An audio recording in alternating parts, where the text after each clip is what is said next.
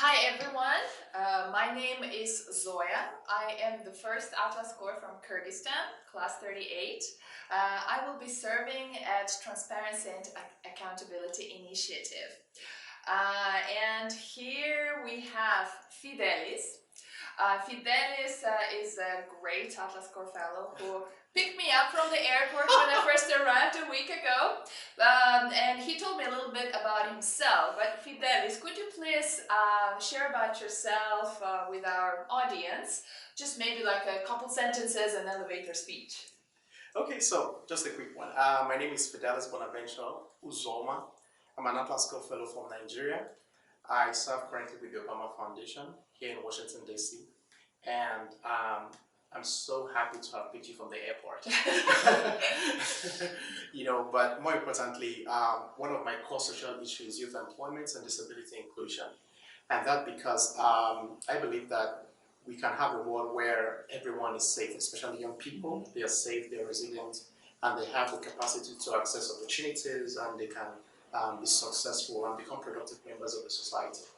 So currently working with the Obama Foundation, I help in designing and supporting high-impact leadership programs that empower young people to become, captains of industry, non-profit leaders, just name it. The goal is we provide tools, training, social change abilities, and workshops and programs that really empower young people in Asia, in Africa, and in Europe. Wow, that sounds great. Right. So Fidelis, how do you think this fellowship has helped you achieve the goals that you have? And how did you learn about Atlas Corps? What made you apply for it? What were your goals in the beginning? And have they been achieved or have your goals changed? Yeah, well, frankly, Atlas Corps is a gift to young people today. And I say that because there are very few interventions actually that exposes young people to diverse realities, to diverse cultures, to diverse skill sets. And so when I was working in Nigeria, I probably wasn't quite sure that I knew what Atlas Corps was all about. I just heard it from a friend. And the friend said, Fidelis, have you heard of Atlas Corps? I said, what is that? Is that Peace Corps? And he was like, yeah, it's kind of alike, but you really want to read a lot about it. And I was like, fine. Back then, I was just basically busy with working in my community, empowering young people, working with volunteers, mobilizing youths for change and all of that. But he says, I really do think that you should check out this organization because it is people like you that they need on board. And I was like, I went online, I gave it a shot. I realized that, these guys are really people that are very serious about what they're doing. And thanks to social media, there was a lot of publicity. You could see videos, you could see post photos, you could see activities. And I was like, this looks very interesting. And more interesting was the fact that it was in the United States of America. So I was like, oh, great. So what I did was I applied, and frankly, I got in. I applied in 2017.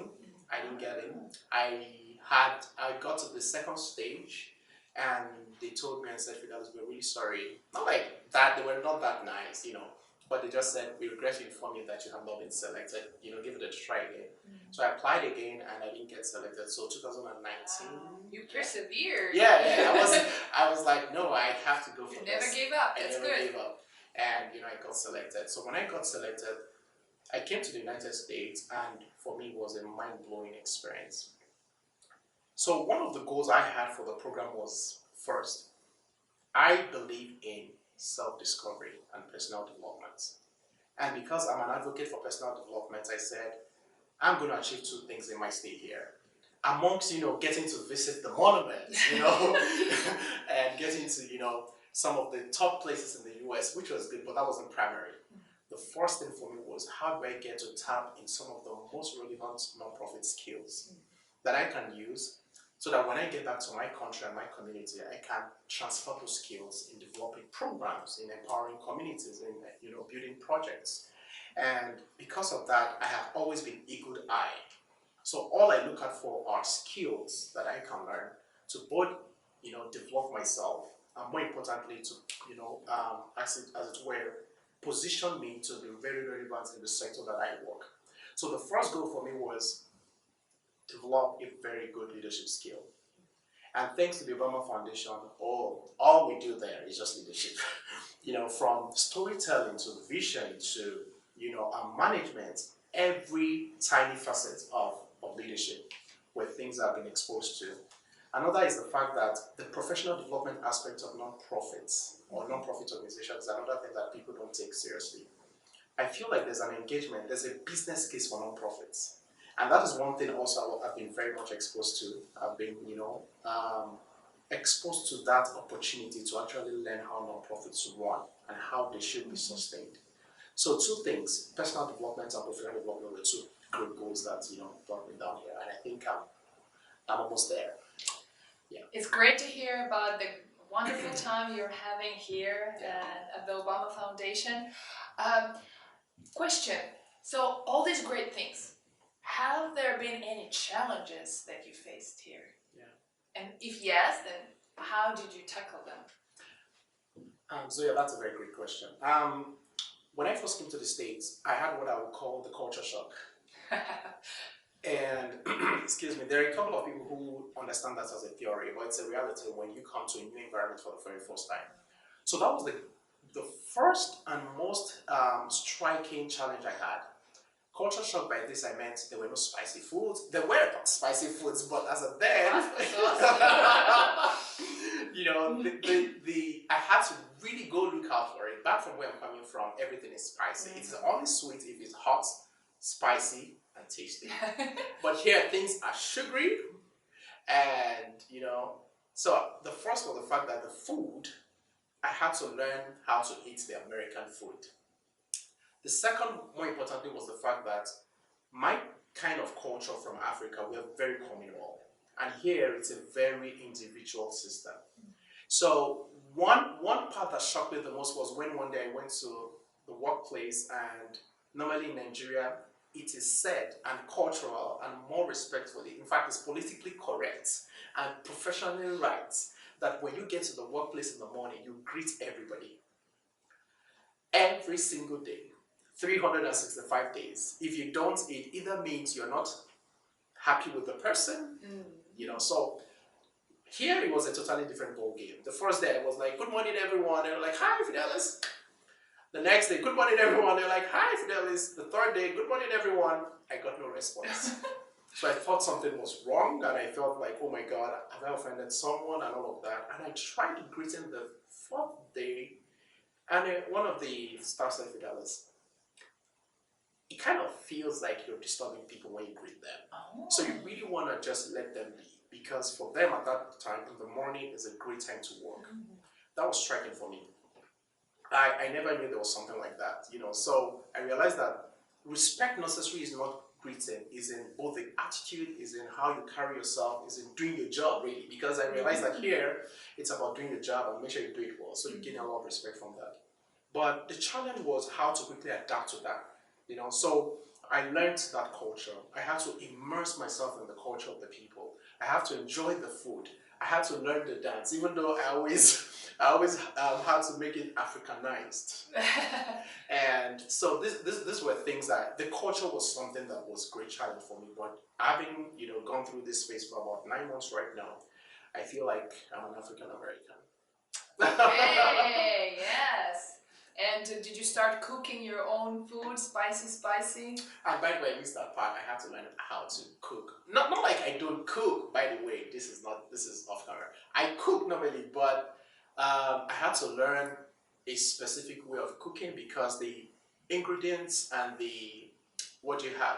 all the things I could buy here were not like the things I could get. So I had to learn a particular method. So yeah, I cooked every day. And it helped reduce what I was spending on eating out, and as it were, I think that in itself gave me a very good reason to keep enjoying the place. And the beautiful thing here is in DC specifically, it's very diverse. You can have all the foods you want to have, just that sometimes it could be more expensive, So I've had a great time. Cool. And the last question. Great. We have a lot of potential fellows watching us now. What would be one piece of advice, the most important one in your mind, that you would give a prospective fellow? So I mean, I know this is very common, but one thing I would always say is people, any young person out there who is really aspiring to be an Atlas Corps Fellow must have just one thing in mind, and that helped me a lot.